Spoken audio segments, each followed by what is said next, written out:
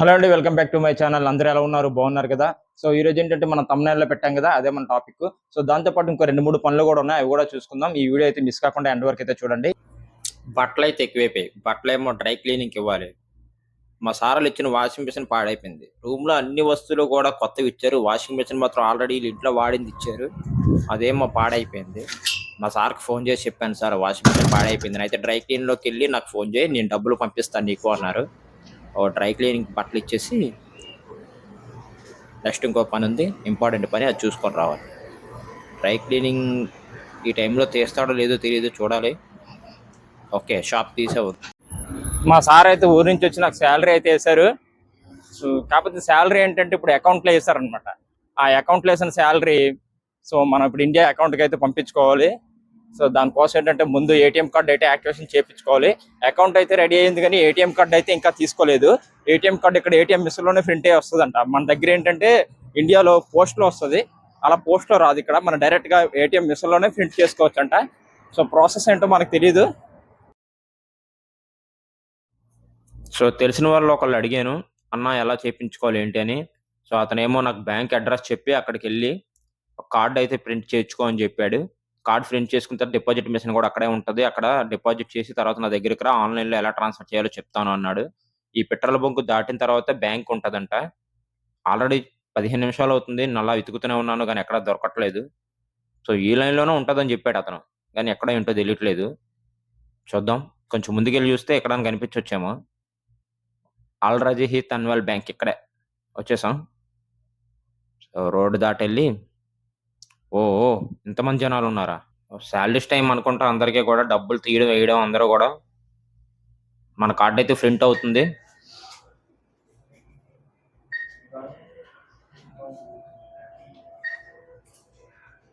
ఇంకెంత టైం పడుతుందో చూడాలి.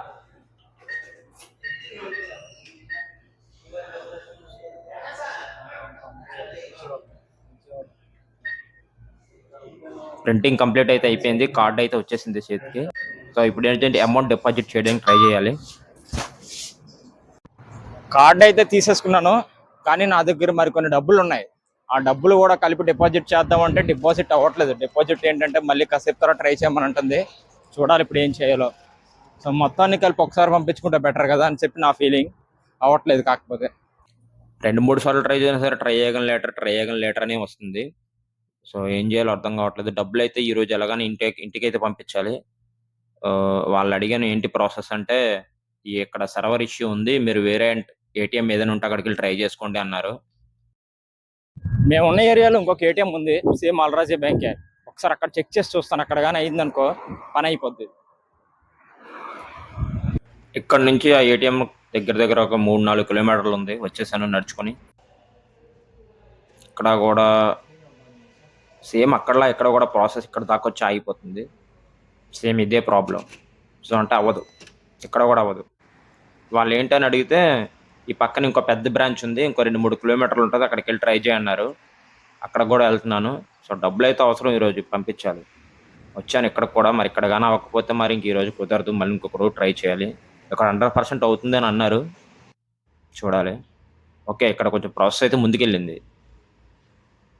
టచ్ పని చేయట్లేదు ఇక్కడ.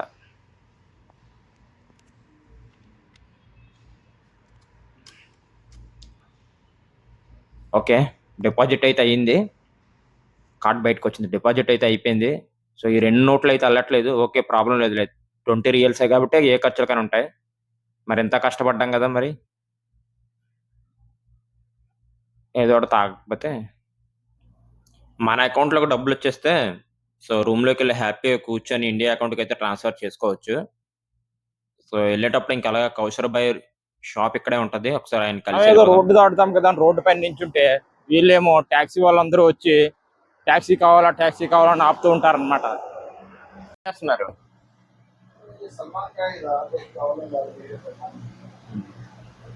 ఆయన షాప్ లో వస్తువులన్నీ సర్దుకుంటున్నాడు. కాసేపు ఒక అరగంట గంట ఆయనతో మాట్లాడి వెళ్ళిపోదాం అనుకున్నాను, కానీ ఈలోపు ఏం జరిగిందంటే బయట చూస్తే పెద్ద వర్షం. చూడండి, మేడం వాళ్ళు ఫోన్ చేసే టైం అయింది, ఇప్పుడు కానీ వెళ్ళి నేను ఏటీఎంకి వెళ్ళాను అంటే, నీకు ఏటీఎంకి వెళ్ళి రావడానికి ఇంత టైం పట్టిందా అంటారు. వర్షం చూస్తే తగ్గేటట్లేదు. గల్ఫ్ లో వర్షాలు పడవు అంటారు, ఏంటి సడన్ గా ఎంత పెద్ద వర్షం? కౌసర్ భాయ్ ఆగు, నేను డ్రాప్ చేస్తాను అన్నాడు కార్లో.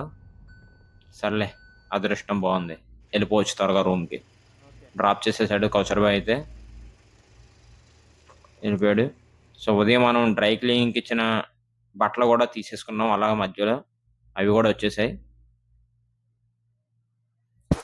సో నేను రూమ్కి వచ్చి రెడీ అయిపోయాను, భోజనం కూడా చేసేసాను. ఇంకా మేడం మరి ఫోన్ చేసి బయటకు వెళ్తే మాత్రం ఇబ్బంది ఏం లేదు, వాళ్ళు ఏ టైంకి వచ్చినా సరే ఇబ్బంది లేదు. సో ఈ రోజు వీడియో అయితే అదండి, మరొక వీడియోతో మళ్ళీ కలుద్దాం. సో నా వీడియోస్ మీకు నచ్చినట్లయితే ఖచ్చితంగా ఛానల్ అయితే సబ్స్క్రైబ్ చేయండి, అలాగే మన వీడియోని లైక్ కూడా చేయండి. సో మీరు లైక్ చేస్తే ఇంకా నాకు మంచి మంచి వీడియోలు చేయాలని ఇంట్రెస్ట్ వస్తుంది. సో